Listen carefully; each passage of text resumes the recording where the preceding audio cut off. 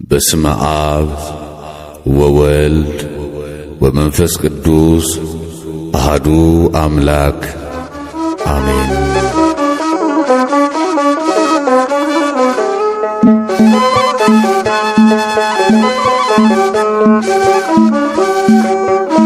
ያ ችግር ለማተፈታ ስንል ሙሉም ሳንብላ ባለው በኢየሱስ ክርስቶስ ማለት ነው። ክርስቶስ ከተነሳ በኋላ አንድ ቀን ደቀ መዛሙርቱ በአንድ ላይ ሳሉ የሐዋርያት አለቃ ሆኖ የተሾመው ቅዱስ ጴጥሮስ መጀመሪያም ተጠርቶ ወደ እግዚአብሔር የቀረበው ወደ እግዚአብሔር የመጣው ከአሳ ማጥመድ ነበረ።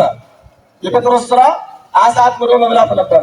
አሳ እያጠመደ ባህር ውስጥ ላይ ዛሬም አሉ በአሳ የሚተዳደሩ ሰዎች አሉ፣ ከስራቸውን የሚመሩ ማለት ነው።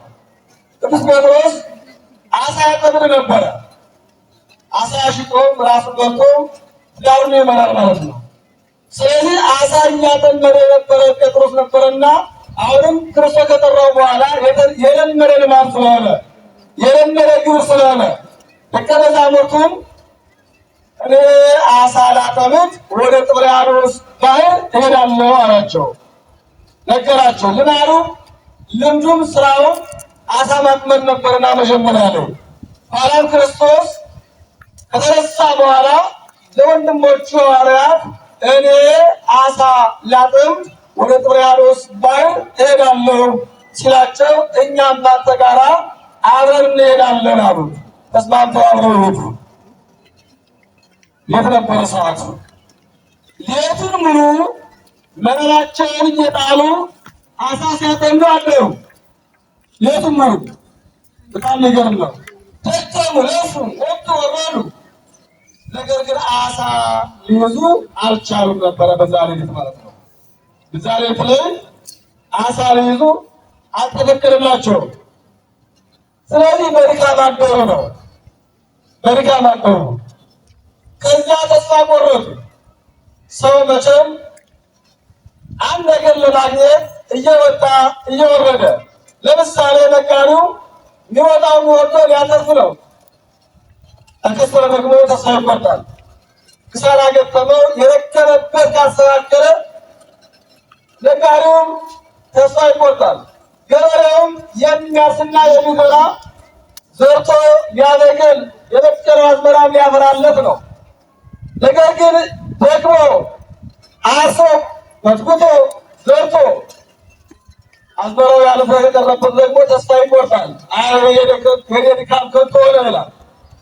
ሐዋርያት አሳ ሊይዙ ሌቱን ሁሉ መረባቸው ሲወረውሩ ወደ ባህሩ ሲጠባበሩ፣ ነገር ግን አንዳች እንኳን ውያ አሳ ምትባለዋ የማትበላ ውያ እንኳን ወደ መረባቸው ትገባ አልቻለችም ማለት ነው።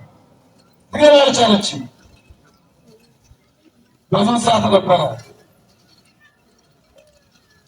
ከረከም በኋላ ተስፋ ቆርጦ ሳለ አዝኖ ሳለ ከሙታን ተለይቶ የተነሳው ሙስና መቃብርን አጥፍቶ ብርሃነ መለኮቱን ገልጾ የተነሳው መድኃኔዓለም ክርስቶስ ወደ ሐዋርያት ወደ ተማሪዎቹ ተስፋ ቆርጦ ወዳሉት ሐዋርያት ቀረብ አለ። ልጆቼ የሚበላላችሁ አላቸው። የላቸውም፣ እንደሌላቸውም ያውቃል። ምክንያቱም ክርስቶስ የማያውቀው የለምና። ክርስቶስ የእኛን ፍላጎት እያንዳንዱ ያውቀዋል። ምን እንዳለን ያውቀዋል፣ እንደሌለንም ያውቀዋል። እግዚአብሔር ለአንድ ሰው ምን እንዳለ እግዚአብሔር ያውቃል። ደግሞ ባዶ ከሆነ ባዶነቱንም እግዚአብሔር ያውቃል። ነገር ግን የለም በሌለበት ሰዓት ግን የሚበላ አላችሁ ሆይ ብሎ ጠየቃቸው። እነሱም አንዳች እንኳን የሚበላ የለንም አሉት። የሚበላ አለመኖሩን መጀመሪያ ላይ ክርስቶስ አወቀ። ያውቃል። ቅድም ግን ሐዋርያት እንዲያውቁት አደረገ። በሐዋርያት ዘንድ የሚቀመስ ምግብ አልነበረም። አሳም ሊይዙ ደክመው አጥተዋልና፣ ስለዚህ በዚያ ሰዓት የሚበላላችሁ አላቸው። የለንም አሉት። በእውነት ሰራይረ ኩላ ሌሊተ ወዐልቦ ዘረከብነ የሐዋርያት ሥራ መቁጠሪያ መምህራቸው መስክረዋል። ጌታ ሆይ ሌቱን ሁሉ ስንደክም አደርነ ወዐልቦ ዘረከብነ፣ ግን ያገኘነው የለም አሉት። ሌቱን ሁሉ ስንደክም ስንለፋ አደር ወአልቦ ዘረከብነ ያገኘነው የለም አሉ። እሱ ግን አዘናቸው። መረባቸውን በቀኝ በኩል ጣሉት አላቸው። ወደ ላይ ወረዱት፣ መረባቸውን በቀኝ በኩል ጣሉት አላቸው። ከዚያ እነሱ ድካማቸውን ተናገሩ። እንደውም ያልኋችሁ መረባቸውን በቀኝ በኩል ጣሉት ሲላቸው እኛ እኮ ጌታ ሆይ ሌቱን ሙሉ ነው ስንደክም ያደርነ አላዝንም እንጂ ስንደክም አድረናል እኮ ገና የምንሞክር ስራ የምንጀምር እንዳይመስልህ ሌቱን ሁሉ ደከምነ አጣን ግን አሉት። እሱ ግን እንዲህ ካሉ በኋላ ወደ ቃል ከሰን አወረድ በአንተ ቃል ግን እምቢ ልንል አይገባንምና ለአንተ እንታዘዛለን አሉት። ለአንተ ቃል መታዘዝ ይገባናልና እንዳልገር እናደርገው እንጂ እኛስ አንተን ያደርነው ማግኘት አልቻልንም ብሎ ተሳምሯቸውን ለክርስቶስ ነገሩት ማለት ነው። ተሳምሮ ነበርና ነገር ግን እንዳንተ ቃል ለቃል ታዝዘን እምቢ ሳንል እንጥላለን ብለው በቀኝ በኩል መረባቸውን ጣሉት ማለት ነው። አዎ ለእግዚአብሔር መታዘዝ ቀላል ነገር ነው መስላችሁ ክርስቲያኖች? ለእግዚአብሔር ካልታዘዝን እግዚአብሔር የሚለንን ካልሰማን የፈለግነውን ነገር ማግኘት አንችልም። ፍላጎታችን ሊሟላ አይችልም። ያጣነውን ማግኘት አንችልም። ስለዚህ ሁላችሁም ለእግዚአብሔር መታዘዝ ለቃሉ መገዛት አስፈላጊ ነው ማለት ነው። ሐዋርያት ለቃሉ ታዘዙ ማለት ነው። አንዳንድ ሰው ጤና አጥቶ ያለ ጸበል ተመቆይቶ ከተለስ ጸበል ማድረግ የሚያደርግ ተከታተሉት ይላል።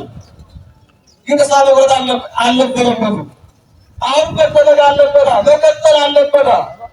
ሐዋርያት እኮ ስንደክም አድረናል ከንቱ ድካም ነው ተው ጌታ አላሉ። ተው ጌታ ይበቃናል፣ ደከምን እኮ አደርን እኮ እንቅልፋችን አደር እኮ ስንደክም አደርን። ስለዚህ አላገኘንም ተው አላሉት። እሺ ነው ያሉት። ድካማቸውን ድካም አድርገው ማለት ነው።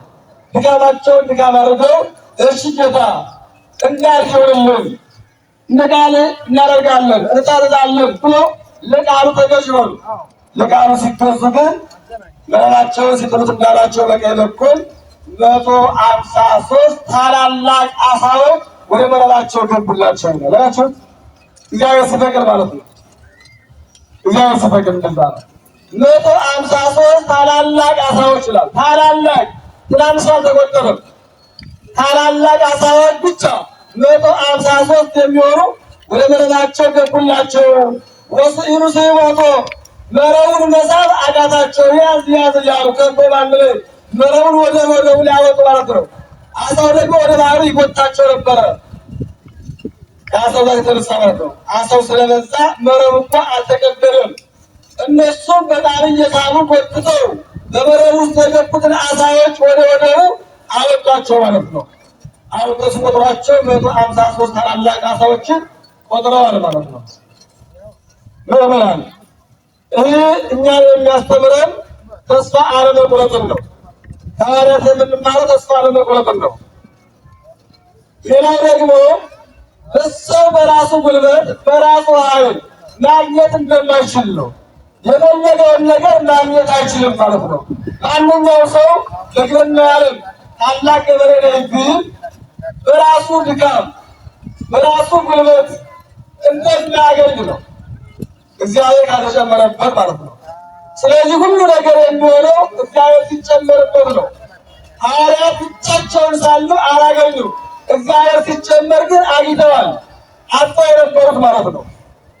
ስለዚህ ምዕመናን እኛ የምንማርበት አሁን ነጋዴውም ወጥቶ ወርዶ የሚያተርፈው በእግዚአብሔር ቸርነት እንደሆነ፣ ገበሬው አምኖ ዘርቶ የሚያበቅለው በእግዚአብሔር ቸርነት እንደሆነ፣ የቀን ሰራተኛው በጉልበቱ ተቀጥሮ ሰርቶ የሚውለው የሚያድረው በእግዚአብሔር ቸርነት እንደሆነ የሚያስተምረን እግዚአብሔር ቃል ነው ማለት ነው።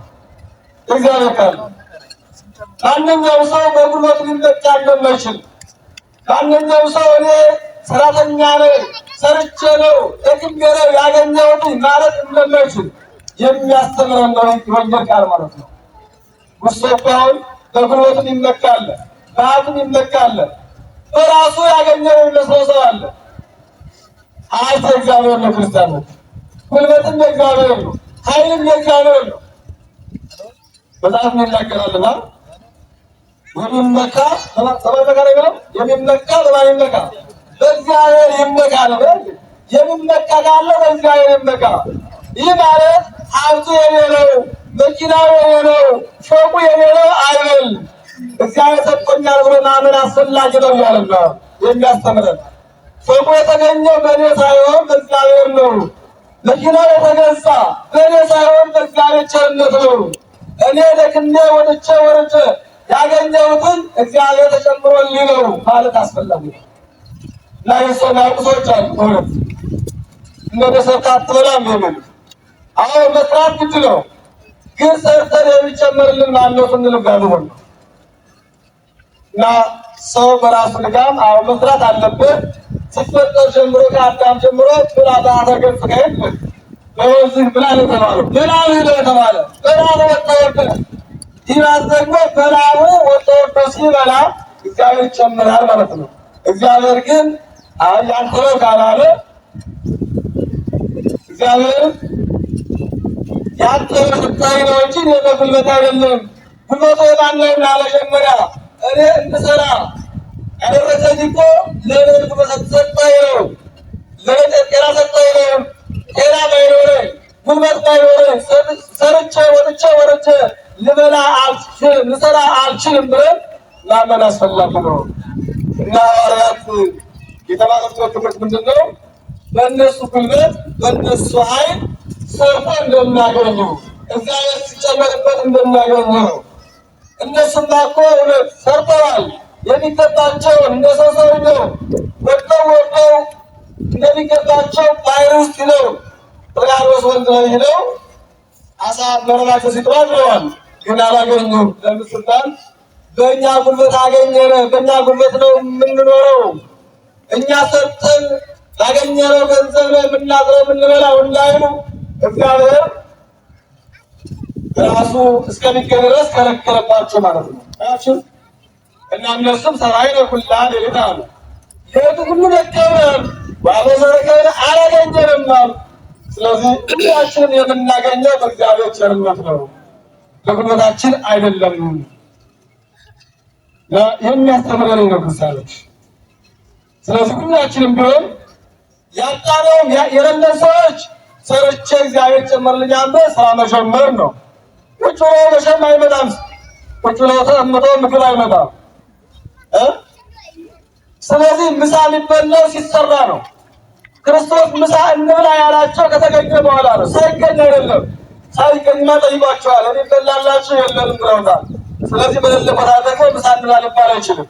ዛሬ እናንተ ምዕመናን ካህናትን ብትጠሩ ስላላችሁ ነው። ገብረ ሰላም ብታበሩ ምሳ እንብላ ብትሉም ስላላችሁ ነው። ከሌለው ቦታ ላይ ነው እንብላ ማለት አይቻልም። ስለዚህ እግዚአብሔርን ከተገኘ በኋላ ነው ምሳ እንብላ ያላቸው። ኖ ምሳ እንብላ አጥተውት የነበሩትን አግኝተዋል። ከተገኘ ይበላል፣ ካልተገኘ ደግሞ ቆይታደራልና። ስለዚህ ኑ ምሳ እንብላ ያላቸው ከዚያ መረባቸውን እንደሱ ትእዛዝ እንደሱ ቃል በቀኝ በኩል ጣሉት። እንዳልኳችሁ 153 ትላልቅ አሳዎች ተያዙ። ይገርማችሁ አሳዎች እንደወጡ ደግሞ ሌላ የተዘጋጀ አያችሁ። እግዚአብሔር ላሰሩም እንኳን ያበላቸዋለሁ ሲል ደግሞ ከወደቡ ሲወጡ እንጀራ የትም የጋገረ ሴት አልነበረችም። እንጀራ ጋገር ያመጣ ሴት አልነበረችም። ዝክር ብላ ማለት ነው። ደግሞ እዛ በፊትም የተያዘ አሳም አልነበረም። ግን ከመርከቡ ወጥተው ወደ ወደቡ ሲወጡ ግን በጣም ነጭ እንጀራ በመሶብ ተሰርቶ አገኙ። እሳት ጭሮ ያመጣ ከመንደር የለም፣ ክብሪትም ጭሮ ያቃጠለ የለም። እሳቱ ራሱ ተቀጣጥሎ ፍሙ መርቶ ፍም ሆኖ ማለት ነው። ደግሞ ሌላ አሳ ሐዋርያት ካልያዙት አሳ ሌላ አሳ ተጠብሶ ተገኘ።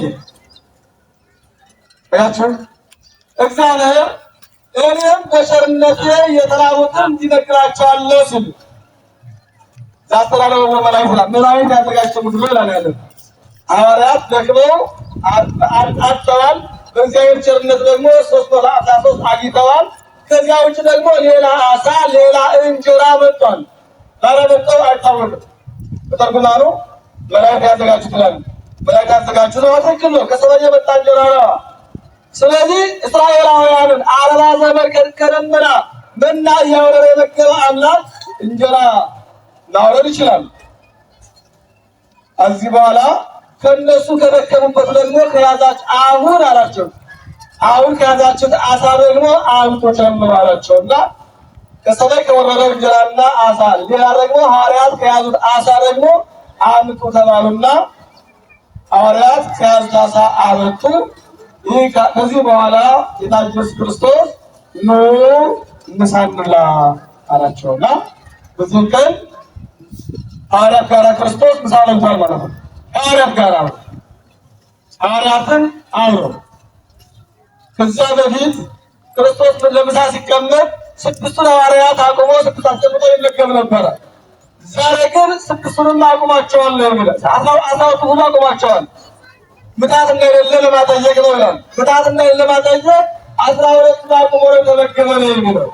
ምክንያቱም ምታት አይበላማ፣ ምታት አይጠጣማ፣ ምታት እንዳልሆነ ከሙታን የተነሳው ሕያው የሆነው ክርስቶስ ሐዋርያት እያዩት ቁመው እሱ በዚህ ቀን ምሳ በልቷል። ሐዋርያትንም ምሳ አብልቷቸዋል ማለት ነው።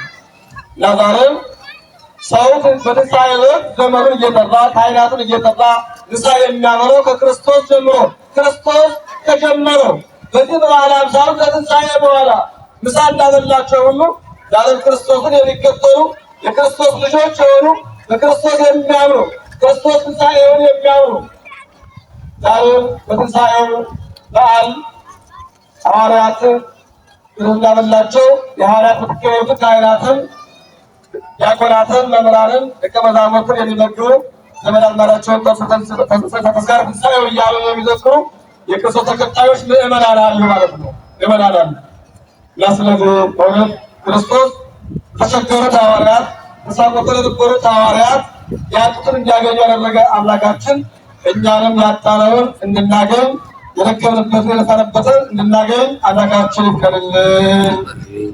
አዎ ሰው መልካሙ መረብ የተባለች ወንጌል ናት። መረብ የተባለችው በቀኝ በኩል መረባችን ጣሉት ያላቸው ክርስቶስ መረባ ማናት አሏችሁ? ወንጌል ናት። ባህሩ ደግሞ የዓለም ነው። ባህሩ የዓለም ነው። መረባ ወንጌል ናት። 150 ደግሞ አሳዎች ደግሞ ምእመናን ናችሁ። እናንተ ምእመናን ናችሁ። በሦስቱ አሳዎች ደግሞ የሥላሴ ምሳሌ ናቸው። 153 ነው። 150 በሙሉ የምእመናን ሦስቱ የሥላሴ መረቡ የአሳው መያዣ መረብ የወንጌል ባህሩ የዓለም ነው። ይህ ማለት በወንጌል መረብነት ምእመናን እናንተ እያስተማራችሁ ትመልሳላችሁ ማለት ነው። እግዚአብሔር በወንጌል መረብነት ነው። ወንጌል መረብ አድርጋችሁ አሳ እንደምትይዙ ሁሉ በመረብ አሳ እንደምትይዙ በወንጌል ደግሞ ሰዎችን ምእመናንን አስተምራችሁ መልሷቸው፣ አንድ አድርጓቸው፣ በወንጌል አሳምሯቸው ሲል ነው። ይህ ምሳሌ ያለው ነው። ዝም አይደለም። ሁሉ ነገር በምሳሌ ያለ ስለሆነ ማለት ነው። አባቶች ሲናገሩ በብዙ ምሳሌ እንደሚያምን እናገራለሁ እንዴ። አሁን ነገር በምሳሌ ጠጅ በብርሌ ያምራል ይላሉ። እና ስለዚህ ክርስቶስ በምሳሌ ያለ ምሳሌ ያስተምር ነበርና ስለዚህ ይህ አሳዎች 150 አሳዎች የምእመናን ነው። ተከታዮች ምእመናን ናቸው። መረቡ የወንጌል ነው። ባህሩ ደግሞ የዚህ ዓለም ነው ብሎ ይመሰጠራል። ሦስቱ አሳዎች ደግሞ የሥላሴ ነው ለምለውና ስለዚህ ክርስቶስ በዚህ ዕለት ሐዋርያትን አጥተው የነበሩትን አስገኝቶ የተራቡትን ሐዋርያትን አብልቷቸዋልና እኛም ተስፋ ቆርጣችሁ ያላችሁ ካላችሁ ተስፋ እንድታገኙ፣ አጣችሁ ያላችሁ እንድታገኙ፣ ጤና ያጣውን ጤና እንዳገኝ፣ ሀብት ያጣውን ሀብት እንዲያገኝ በእግዚአብሔር ቸርነት በድንግል አማላጅነት ሁሉ እንድናገኝ ፈቃዱ ይሁንልን። እግዚአብሔር ቸርነት በድንግል ማርያም አማላጅነት አይለየን። ሙሽሮች ዛሬ